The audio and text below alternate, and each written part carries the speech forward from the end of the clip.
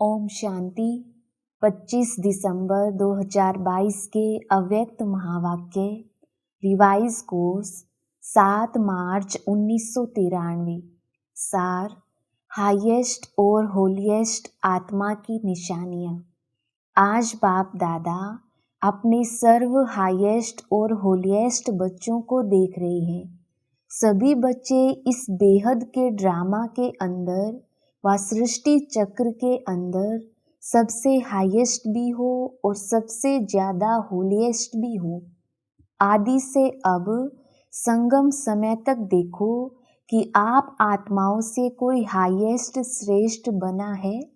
जितना आप श्रेष्ठ स्थिति को, श्रेष्ठ पद को प्राप्त करते हो, इतना और कोई भी आत्माएं, चाहे धर्म पिताएं हैं, चाहे महान आत्माएं हैं, कोई भी इतना श्रेष्ठ नहीं रहे, क्योंकि आप ऊंचे ते ऊंचे भगवान द्वारा डायरेक्ट पालना, पढ़ाई और श्रेष्ठ जीवन की श्रीमत लेने वाली आत्माएं हो। जानते हो ना अपने को, अपने अनादि काल को देखो। अनादि काल में भी परमधाम में बाप के समीप रहने वाली हो। अपना स्थान याद है ना? तो अनादि काल में भी हाईएस्ट हो, समीप साथ हो, और आदि काल में भी सृष्टि चक्र के सत्यु काल में देव पद प्राप्त करने वाली आत्माएं हो। देव आत्माओं का समय आदि काल सर्वश्रेष्ठ है और साकार मनुष्य जीवन में सर्व प्राप्ति संपन्न श्रेष्ठ हो।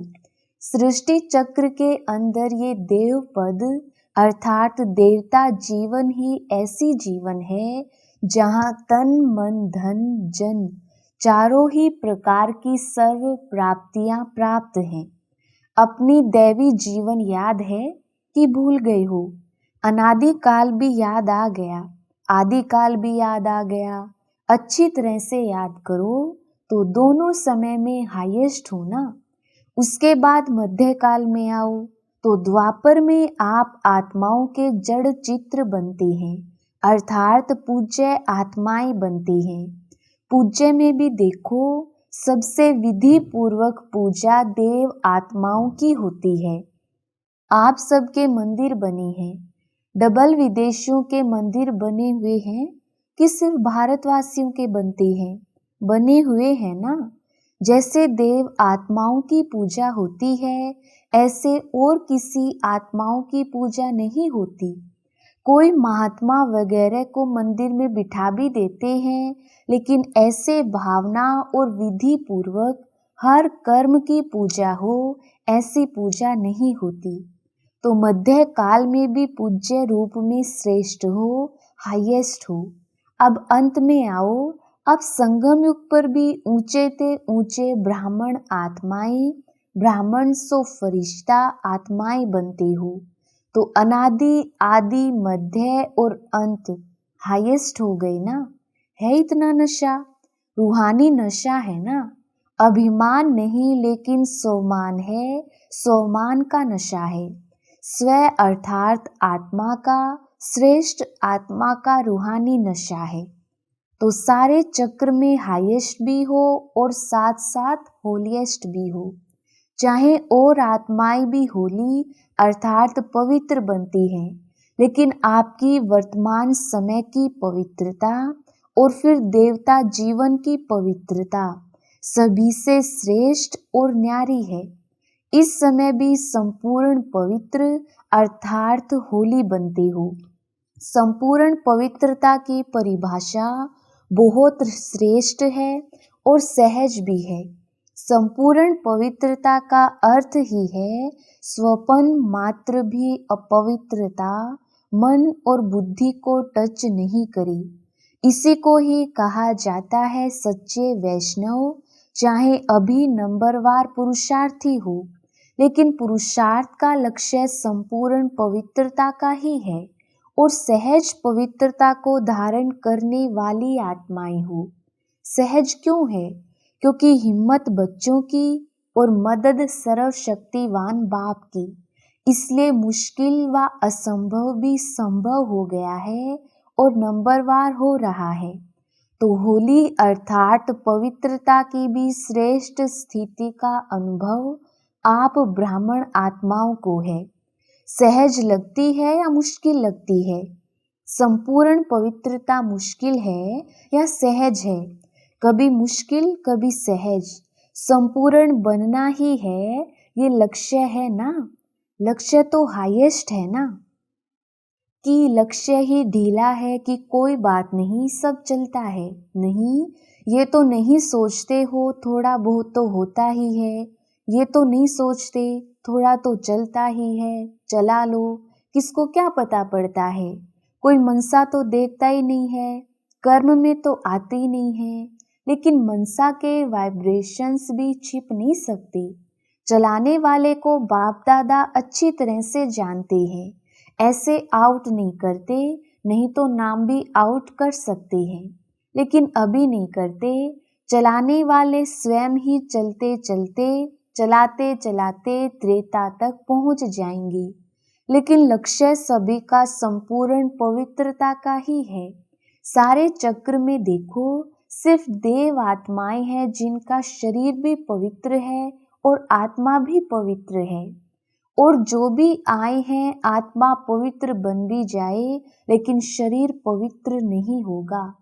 आप आत्माएं ब्राह्मण जीवन में ऐसे पवित्र बनते हो जो शरीर भी प्रकृति भी पवित्र बना देते हो। इसलिए शरीर भी पवित्र है तो आत्मा भी पवित्र है। लेकिन वो कौन सी आत्माएं हैं जो शरीर और आत्मा दोनों से पवित्र बनती हैं?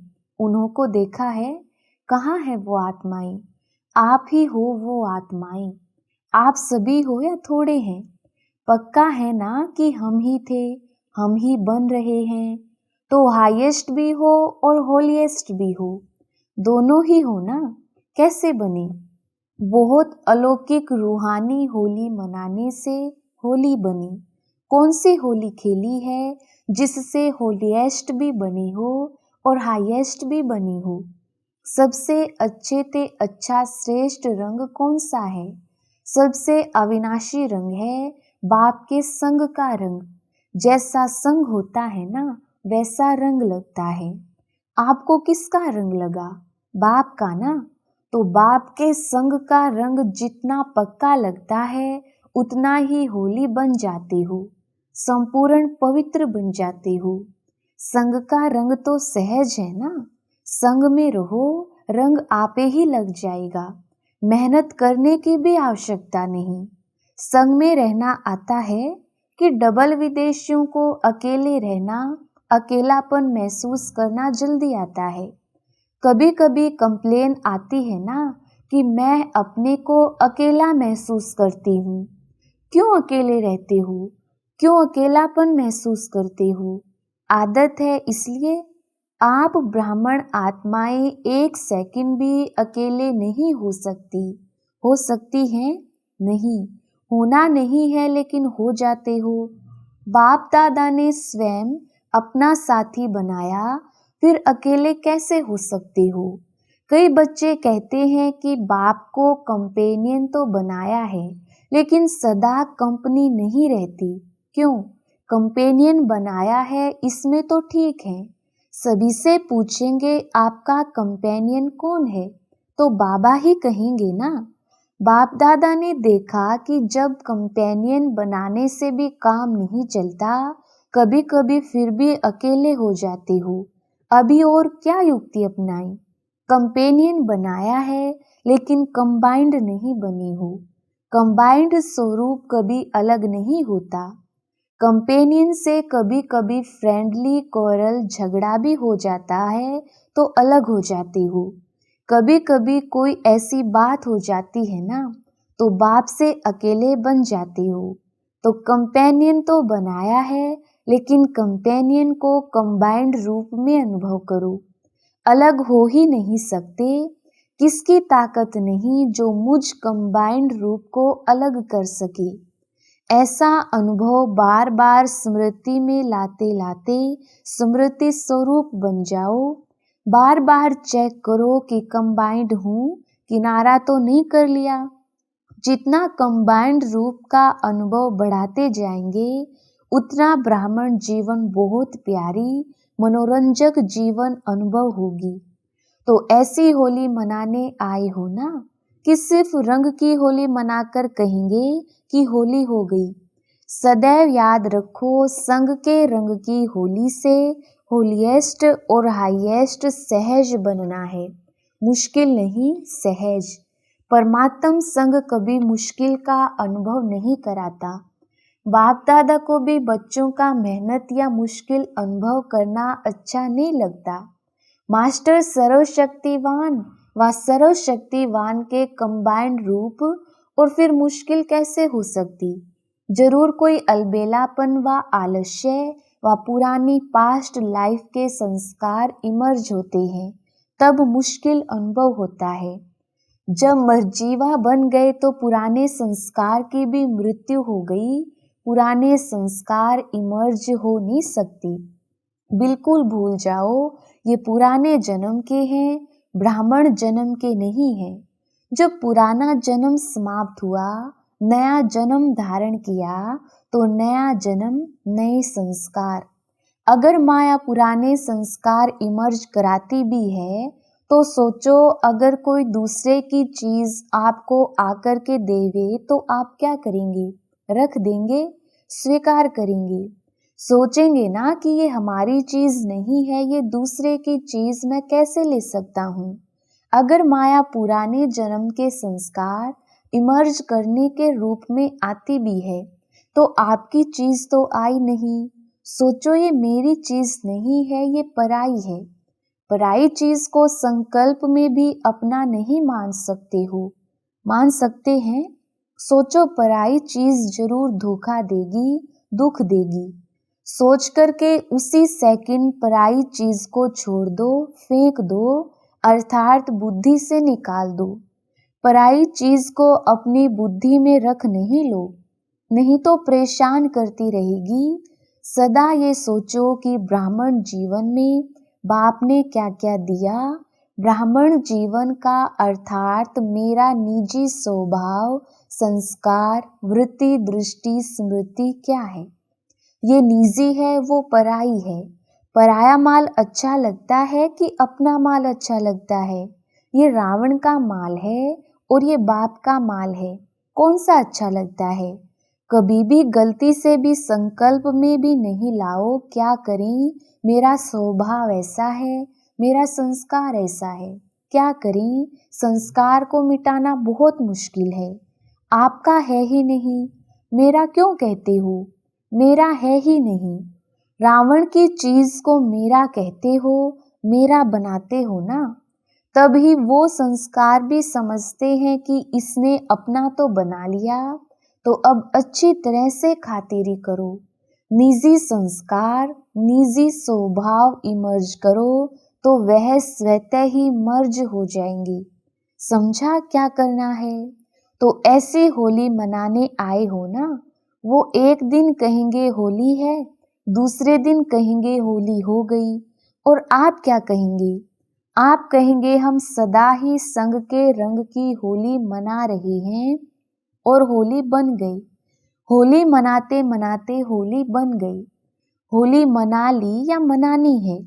जब से ब्राह्मण बने हो तब से होली मना रहे हो, क्योंकि संगम युग का समय ही सदा उत्सव का समय है।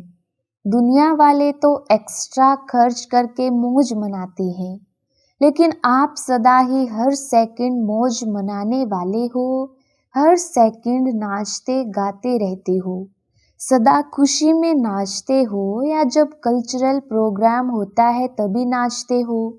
सदा नाचते रहते हो ना। सदा बाप की महिमा और अपनी प्राप्तियों के गीत गाते रहो। सबको गाना आता है ना, सभी गा सकते हो, सभी नाच सकते हो। सदा नाचना गाना मुश्किल है क्या? सहज है, और सदा सहज अनुभव करते संपन्न बनना ही है। कभी भी ये नहीं सोचो पता नहीं हम संपन्न बनेंगे या नहीं बनेंगे। ये कमजोर संकल्प कभी आने नहीं दो। सदा यही सोचो कि अनेक बार मैं ही बनी हूँ और मुझे ही बनना ही है।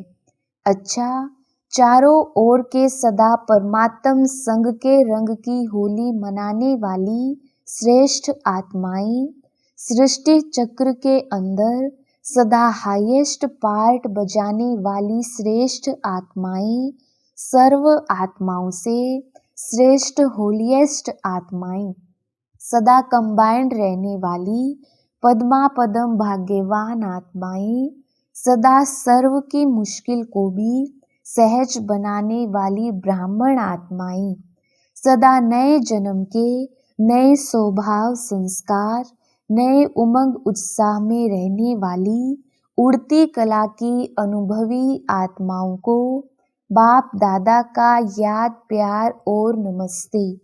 हम रूहानी बच्चों की रूहानी बाप दादा को याद प्यार और नमस्ते जी। दादी जानकी जी के प्रति बाप दादा के वरदानी महावाक्य। अच्छा चल रहा है ना, रथ को चलाने का तरीका आ गया है। दादियों को ठीक देख कर के ही खुश हो जाते हैं। शरीर के भी नॉलेजफुल, आत्मा के भी नॉलेजफुल। चाहे पिछला हिसाब किताब चुकतू करना ही पड़ता है, लेकिन नॉलेजफुल होने से सहज चुकतू हो जाता है। तरीका आ जाता है ना, चलने का और चलाने का दोनों तरीके आ जाते हैं। फिर भी सेवा का बल दुआओं का काम कर रहा है। यह दुआएं दवाई का काम कर रही हैं। सेवा का उमंग आता है ना, जल्दी जल्दी तैयार हो जाएं तो सेवा करें। तो वह उमंग जो आता है ना, वह उमंग सूली से कांटा कर देता है। अच्छा है, फिर भी हिम्मत अच्छी है। सभा से निमित्त आत्माओं को देख कर के खुश होते हो ना। अभी अव्यक्त वर्ष में हरेक कोई ना कोई कमाल करके दिखाओ। सेवा में कमाल हो रही है, वह तो होनी है, लेकिन पर्सनल पुरुषार्थ में ऐसी कमाल दिखाओ जो देखने वाले कहें कि हाँ कमाल है, दूसरे के मुख से निकले कि कमाल है। सिर्फ यह नहीं कि चल तो रहे हैं, बढ़ तो रहे हैं, लेकिन कमाल क्या की?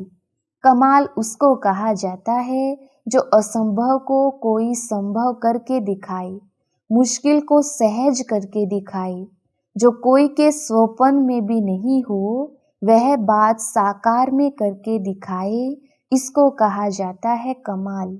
समय प्रमाण कमाल होना वह और बात है, वह तो होनी ही है, हुई पड़ी है, लेकिन स्व के अटेंशन से कोई ऐसी कमाल करके दिखाओ।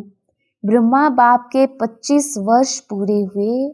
जब कोई भी उत्सव मनाना होता है तो जिसका मनाते हैं उसको कोई ना कोई दिल पसंद गिफ्ट दी जाती है। ब्रह्मा बाप के दिल पसंद क्या है वह तो जानते ही हो ना। जो स्वयं को भी मुश्किल लगता हो ना, वो ऐसा सहज हो जाए जो स्वयं भी आप अनुभव करो, तब कमाल है। ठीक है ना, क्या करेंगी? बाप के दिल पसंद करके दिखाओ। क्या क्या दिल पसंद है ये तो जानते हो ना। बाप को क्या पसंद है जानते हो ना। अच्छा, देखेंगे कौन कौन सी गिफ्ट देते हैं। जैसे स्थूल गिफ्ट बड़े प्यार से लाते हो ना। अच्छा है, डबल विदेशी अपना भाग्य अच्छी तरह से प्राप्त कर रहे हैं, वृद्धि कर रहे हो ना। वृद्धि करने वालों को पहले तपस्या के साथ त्याग करना ही पड़ता है। वृद्धि होती है तो खुश होते हो ना, या समझते हो हमारे को कमी पड़ जाएगी? अच्छा है, वृद्धि अच्छी कर रही हो, ये नहीं सोचो हमारा कम हो रहा है, बढ़ रहा है। सारी मशीनरी सूक्ष्म वतन की ही चल रही है। वरदान, संगम युग पर हर समय, हर संकल्प, हर सेकंड को समर्थ बनाने वाले ज्ञान स्वरूप भव। विस्तार, ज्ञान सुनने और सुनाने के साथ साथ ज्ञान को स्वरूप में लाओ। ज्ञान स्वरूप वह है जिसका हर संकल्प, बोल और कर्म समर्थ हो। सबसे मुख्य बात संकल्प रूपी बीज को समर्थ बनाना है। यदि संकल्प रूपी बीज समर्थ है तो वाणी कर्म संबंध सहज ही समर्थ हो जाता है। ज्ञान स्वरूप माना हर समय हर संकल्प हर सेकंड समर्थ हो। जैसे प्रकाश है तो अंधियारा नहीं होता, ऐसे समर्थ है तो व्यर्थ हो नहीं सकता। स्लोगन: सेवा में सदा जी हाजिर करना, यही प्यार का सच्चा सबूत है। अच्छा, ओम शांति।